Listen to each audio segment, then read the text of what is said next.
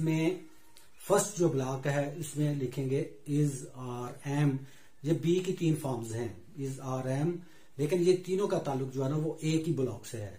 Is are M, slide में देखें, is are M. Next क्या है, वाज वर। सेकंड ब्लॉक में हमने देखा क्या आया, वाज वर। और थर्ड ब्लॉक में क्या आ रहा है, विल बी। तो विल बी, शेल बी, अभी शेल की तरफ ध्यान न दें, सिर्फ विल याद करें।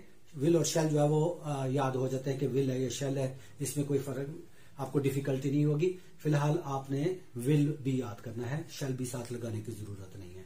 तो अभी इसी तरह आपने याद करना है, रहा, is are am, was were, will be. ये दूसरा रो याद होगी। पहली रो में आपने याद किया first form, fifth form, do does, second form did, will, is are am, was were, will be. ये दो रोज याद होगी। अब थर्ड रो में चले तो पहले आया हैज हैव। पहले कॉलम ब्लॉक में देखें, स्लाइड में क्या आया, हैज हैव। तो हैज हैव। नेक्स्ट में जरा गैस करें कि कौन सा वर्ड आने वाला है। बिल्कुल ठीक है, आपका गैस जो है बिल्कुल ठीक है, हैड, हैज हैव, हैड, और थर्ड में will have, has have, had, will have. ये रो भी याद कर ली। फिर उसके बाद लास्ट जो है वो रो जिसमें मैंने लिखा हुआ है, आपको बताया था कि इसमें जो है वो अगेन रहा है, रिपीट हुआ है। इसमें अब फर्क थोड़ा सा समझ लें, बाद में एक्सप्लेन मैं करूंगा मजीद कि ये क्या है। इसमें हम टाइमिंग का जिक्र करते हैं। मिसाल के तौर पर वो रहा है ही आएगा, लेकिन इसकी बजाय के वो सो रहा है, हम कहेंगे वो 3 बजे से सो रहा है, यानी टाइमिंग, उसके जो वो टाइम है मेंशन कर देंगे कि कब से ये काम हो रहा है। जब टाइम मेंशन हो जाए तो उस पर वक्त हम is are am, was were, will be नहीं लगा सकते। फिर हम लगाएंगे हैज बीन, हैव बीन, दूसरे ब्लॉक में हैड बीन, और थर्ड ब्लॉक में विल हैव बीन। तो ये तीनों जो रोज, इस रो में तीनों जो ब्लॉक्स में क्या आया, has been, have been, had been, will have been. तो आपने ये जो टेबल है ये इसको अच्छी तरह इसी तरह याद कर लेना है। इसकी हेल्प क्या होगी, किस तरह होगी, ये तरतीब की वजह से जो है क्या फायदा होगा ये आपको बाद में पता चलेगा। अभी आप फिलहाल इसको जैसे मैंने बताया इसको याद कर लें। अब सेकंड टेंस टेबल वो आप वैसे ही जैसे मैंने पहला जो है वो टेबल आपको बनवाया था वैसे ही आप देखें इसकी स्लाइड। तो इसमें जो है वो आपने देखा कि 3 कॉलम्स हैं और 4 रोज हैं। पहला जो ब्लॉक है उसमें लिखा हुआ है, इसमें लिखा हुआ है ऑक्सिलरी। ऑक्सिलरी का मतलब होता है हेल्पिंग वर्ब। ऑक्सिलरी का मतलब हेल्पिंग वर्ब। जैसे मैंने बताया कि ये हेल्पिंग वर्ब करते क्या है, ये वर्ब की मदद करते हैं टेंस बताने में। यानी ये टेंस जो है ना वो, अगर आपको ये पता चल जाए कि कौन सा हेल्पिंग वर्ब इस्तेमाल करना है और उसके साथ कौन सी फॉर्म, तो टेंसेस यही तो हैं कि आपको पता चले कि किस टाइम के साथ, मसलन फ्यूचर में कौन सा हम जो है वो हेल्पिंग वर्ब लगा रहे हैं। अगर कंटिन्यूस हो तो फिर कौन सा हेल्पिंग वर्ब आएगा और उसके साथ कौन सी फॉर्म आएगी। तो ये वाला टेंस टेबल जो अभी आप याद करने वाले हैं ये आपको बताएगा कि किस हेल्पिंग वर्ब के साथ कौन सी फॉर्म आनी है। तो अगर आपको ये ट्रबल होती है कि कौन सी हेल्पिंग वर्ब के साथ कौन सी फॉर्म ऑफ वर्ब आनी है, तो ये चुटकियों में ये टेंस टेबल याद होगा। तो ये टेंस टेबल जो है वो बिल्कुल छोटा, मुख्तसर, लेकिन जितना छोटा है ना उतना इंपॉर्टेंट भी है। आपके बहुत सारे आप देखेंगे कि अगर आप मैट्रिक के स्टूडेंट तो कम से कम 3 नंबर जो है ना वो आपके जो एमसीक्यूज में फॉर्म्स ऑफ वर्ब के आते हैं उसमें 3 जो है ना वो उसमें ऐसे आते हैं जिसमें ये टेंस टेबल जो छोटा सा है वो आपको हेल्प कर देगा। तो आपने देखा ऊपर लिखा हुआ है ऑक्सिलरी और आगे लिखा हुआ है फॉर्म ऑफ ऑक्सिलरी और थर्ड में लिखा हुआ है फॉर्म ऑफ वर्ब। तो अब नीचे जो है वो आप देखें, पहले जो पहले कॉलम में दूसरी रो जो है वहां पर आया बी। अब बी की फॉर्म्स जो है वो आप देखें, ऊपर लिखा हुआ है फॉर्म्स ऑफ ऑक्सिलरी।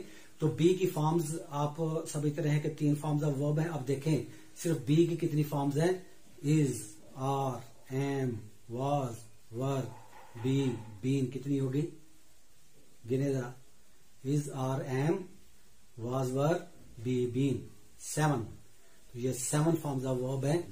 तो इन तमाम फॉर्म्स के साथ हम हमेशा जो है वो 4th फॉर्म लगाते हैं, यानी प्रेजेंट पार्टिसिपल फॉर्म।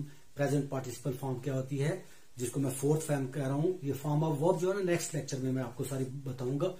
तो ये इसको क्या कह रहे हैं, जो मसलन फर्स्ट फॉर्म के साथ जो आईएनजी लगा देते हैं इसको हम कहते हैं प्रेजेंट पार्टिसिपल, इसका नाम है।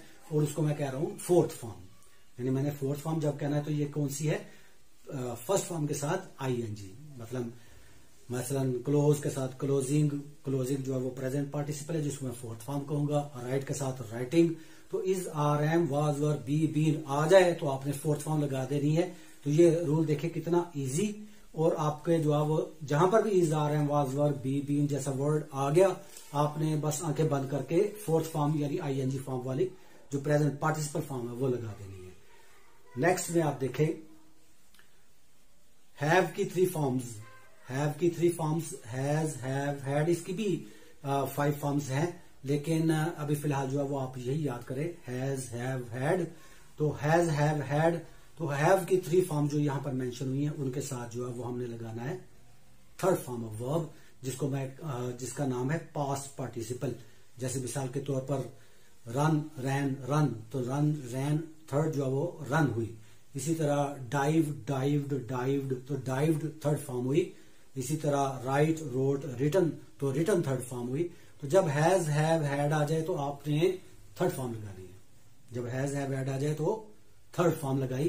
तो ये देखिए कितना इजीली जो है वो आपको जो टेंसेस आपके जो फॉर्म ऑफ वर्ब के लिए समझ आती है कि कौन सी लगाएंगे, वो कैसे आसानी से आपको याद होगी। और नेक्स्ट देखें, नेक्स्ट में क्या आप देखें स्लाइड में क्या आ रहा है, मॉडल्स। तो ये मॉडल्स है MODAL, MODAL, MODEL ना समझ लेना, जो फिल्मों के मॉडल्स होते हैं ये MODAL। ये कौन से हैं, will, would, shall, should, can, could, may, might, must, ought, need, ये बहुत सारे हैं, लेकिन जो ज्यादा जो आते रहते हैं वो इतने ही हैं।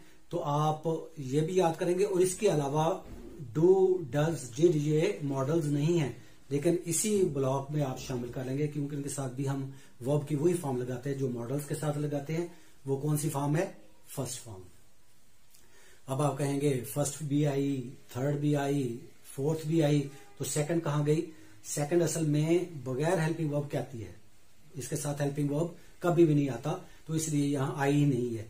तो पहले फोर्थ फॉर्म, फिर थर्ड, फिर फर्स्ट। तो फोर्थ फॉर्म कब आएगी, बी की फॉर्म्स के साथ, is, are, am, was, were, be, been के साथ फोर्थ फॉर्म आईएनजी वाली। हैज, हैव, हैड के साथ थर्ड फॉर्म। और ये आपने याद करने हैं इसी तरतीब से जैसे मैंने लिखे हैं, will, would, shall, should, can, could, may, might, must, ये इतने ज्यादा इंपॉर्टेंट। और डू, डज, डिड ये भी साथ ही याद कर लें, इनके साथ हम वर्ब की फर्स्ट फॉर्म लगाएंगे। तो आप पहला टेंस टेबल याद कर लिया और ये tense table form of verb बता दी, आपके टेंसेस मुकम्मल हो चुके हैं। उसके बाद जो नेक्स्ट इसका यूज है कि सेंटेंस कैसे बनाएंगे, वो इंशाल्लाह नेक्स्ट लेक्चर में। लेकिन अभी नेक्स्ट लेक्चर जो है ना वो अभी सेंटेंस पर नहीं होगा, वो इस वजह से कि अभी आपको वर्ब के बारे में तफसील से बताना है कि वर्ब क्या है, फॉर्म्स ऑफ वर्ब क्या होती हैं, और फॉर्म्स ऑफ वर्ब कौन कौन सी है, कितनी है, कैसे है।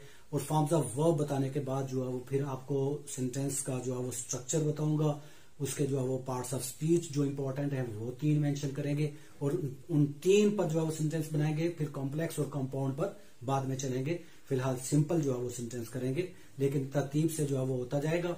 तो अगर आप मजीद देखना चाहते हैं कि आसानी से इसी तरह जैसे आपको टेंसेस याद हो गए, इसी आसानी से आगे मजीद जो है वो आप काम मुकम्मल कर लें, तो फिर ये चैनल सब्सक्राइब करें और लाइक भी करें, और मुझे इसके अलावा मुझे अपना फीडबैक भी भेजते रहें। और थैंक यू, नेक्स्ट वीडियो तक